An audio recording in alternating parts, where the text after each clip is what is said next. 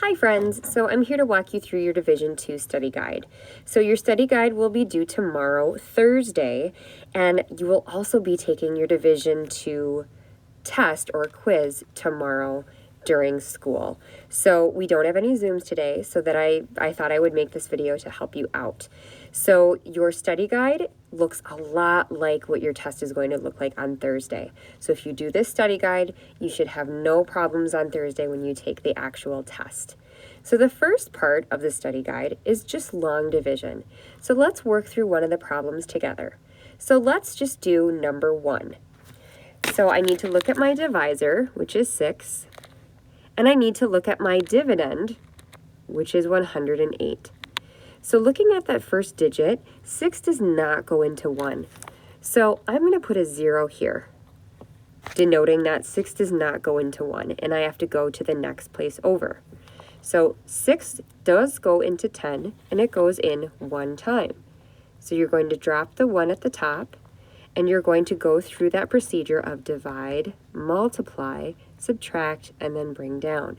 So now I have to times 6 and 1. That makes 6, and I'm going to subtract 10 by 6, giving me the answer of 4. Now I know that 6 does not go into 4, so I do the next stop of bringing down the 8. So I look at 6, and I divide 48 by 6. And I know my facts, and I know that 48 can be divided up 8 times by 6. So now 6 times 8 is 48. Subtract, and there's 0 for a remainder. Also, let's look down here at number 4. Now number 4 has money. And when you're dealing with a money problem as your dividend, you're going to pretend like that decimal point isn't even there. Again, 8 is my divisor, and 8 can't go into 1. So I'm just going to write that 0. You don't have to write a 0 there, but it just reminds me that there's nothing going into that place. So I have to go one more place over and look at the 17. Now 17 divided by 8, it doesn't divide evenly, but the closest I can get is 16. And how I get that is by multiplying 8 and 2. Remember, divide, multiply, subtract, bring down. So 8 times 2 is 16, and then subtract them. Now I've divided the whole number, so I'm going to write my decimal point right next to the 2. And now 17 subtract 16 is 1. Now 8 can't go into 1, so I do the next step of bringing down the 9. 8 goes into 19. Again, the closest I can get is 2 times. 2 times 8 is 16. And 19 minus 16 is 3. Now 8 cannot go into 3, so I do the next step of bringing down the 2. 8 does go into 32, and it goes in evenly. It goes in 4 times. So 8 times 4 is 32 with no remainder. And make sure, because on the test they're going to look for this, make sure that you not only have the decimal point, but that you also have the dollar sign. Now let's go to the next page. Now we're on to estimating quotients. Please, please, please remember to estimate, not after you solve the problem, but beforehand. Remember, when you're estimating with quotients, you want to estimate and get to the number that works with your brain. So it's like rounding in that you're changing the number, but it's not like rounding because you're not just rounding to the next 10 or the next 100. You're going to round to the next number that works with the divisor, okay? So let's do number 1 together. The cost of 7 used CDs is $68.95. About how much does each CD cost? Now, I'm not going to use 68.95 cents because that doesn't work with my brain. I'd have to do long division. So I'm going to change that 68 to a number that works with 7. So, what number works with 7? Oh, I know. 70. So now I've got a number that works with my brain. So 70 divided by 7, I can do that in my head. So the answer would be about, because we're estimating, $10. Okay? And you're going to do that for the rest of the problems here. Estimate. So change the number. So for the next one, it's 1,524 miles. Ouch, I can't do that in my head. So the divisor is 3. So think of a number that works with 3. So 3 can't go into 1. Let's look at that 15 there. Does 3 go into 15? Oh, so what number would work with 1,524? How could I change that? Now, I'm not going to give it away because you should know what to change that to. The rest of them, again, changing those numbers to work with the divisors. Okay? It's going to be just like that on the test as well. Next page. Find the median, mode, range, and mean, which is the average. So this is what we just worked on. Median, remember, is the man in the middle. And in order to do median, you have to make sure that your numbers are in order from least to greatest. So that's your first step when you're doing mean, median, and mode, is making sure that your numbers are in fact in order. So looking at this, are my numbers in order from least to greatest? Well, 50, 51, that's in order, but oops, 75 and then 55. So I need to rearrange these so that they are in fact in order. So 50, 51, and I want to make sure I'm crossing them off. Then the next one would be 55, and then the next one would be 63, and the final one would be 74. Now I'm good to go. Now I'm ready, okay? So for the mean, remember for mean, you're adding all the numbers up and then dividing by how many numbers you see. So once you add up every single number, and again, I'm not going to give it away, that will be your dividend, and you're going to divide that up by how many numbers you see. So you see 1, 2, 3, 4, 5 numbers, okay? And then the answer will be your mean or your average. Now down here, we have a chart that we can work with. So looking at the chart, the boxes sold are not in order. So we have to put them in order. So let's look for the lowest number here. The lowest number is 3. Make sure that you're crossing them out as you're recording them. 7, 7, 8, 9, and then finally 12. Okay? Median, the man in the middle.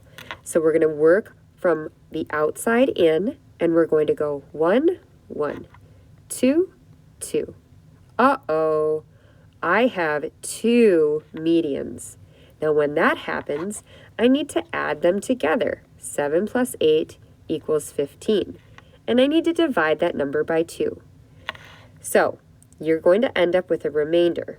So let's talk about what this is going to be. So 2 divided by 15. Well, the closest I can get is 7. And that's going to go into 14 times with a remainder of 1. So it's going to be 7, and 1 is the remainder. And remember how we talked about we can make our remainder into a fraction? So 1 is our remainder, 2 is the divisor. So what number would that be? It would be 7.5 is the median. Okay? Mode is simply the number that shows up the most. You can do that by yourselves. The range is the largest number subtracted by the lowest number. And again, you can do that by yourself. The mean or average, adding all those numbers up, dividing by how many numbers there are all together. Now this next one we did on our homework the other day, where we have two missing numbers. We have a number missing here and a number missing here. They're giving you the range. They're also giving you the mode. So here they're telling you the range is 23. So I know to find range is the largest number minus the lowest number. So I know that the lowest number, because these numbers are already in order, the lowest number is 14. And I know that the range is equal to 23. So here I'm going to do a little bit of algebra. And I'm going to say, okay, in order to find this number, which is the largest number, I need to do the opposite. So 14 plus 23 is going to be the largest number, which is letter B. Okay. Missing number for A, if the mode is 31, I see two 36s, two 31s. What would A have to be if 31 is the mode? Minimum is just the lowest number. Maximum is the largest number. Let's go to the next one. Anya listed the prices of meals on a menu. What is the mean price of the meals? Show all your work. So here, all you have to do is add up all of the numbers, and you are going to end up with a dollar amount. And you're going to divide them by 1, 2, 3, 4, 5, because that's how many prices there are. And then your answer will be up top, will be the answer to that division problem. Solve real-life problems. There were 65 amusement ride tickets distributed evenly among 5 children. How many tickets will each child receive? So 65 tickets divided up by 5 children. Okay, understanding that in a real life problem, no one's going to get a half a ticket, or there is no such thing as half a person. So you're always going to be rounding up or down if you end up having a remainder. So let's solve this one together. So 5 goes into 6 one time. Okay, remember that. Divide, multiply, subtract, bring down. 5 times 1 is 5. Subtract 1, bring down the 5. 15 tickets. Now in that instance, we didn't have a remainder. But in the ones that you will have a remainder, again, think to yourself, rounding up or rounding, and you wouldn't round down because you don't want anyone to not have a seat or not have a place on a van. Just keep that in mind if you have remainders. The librarian can fit 7 books on each shelf. She has 3,621 books. How many shelves will she need to put all of the books out? Well, let's look at this. 3,621 divided by 7. 7 does not go into 3, so I have to put a 0. 7 does go into 36, and 7 goes into 36 5 times. 7 times 5 is 35. I'm going to subtract, and I end up with 1. 7 can't go into 1, so I need to drop the 2. 7 does go into 12, and it goes in 1 time. 7 times 1 is 7. 12 take away 7 is 5. Bring down the 1. You have 51. So 7 goes into 51 7 times. And the closest I can get is 49. So 51 minus 49 is going to be 2. So you can't have 2 books that don't have a shelf. So you're going to round up that answer to 518 shelves. Please be careful with number 24 because they're asking how many sticks were left over. Left over means they're asking for the remainder, not for the whole quotient. They're asking how many were left. All right, hopefully this was helpful. Good luck finishing this assignment and good luck on your test on Thursday. Bye-bye.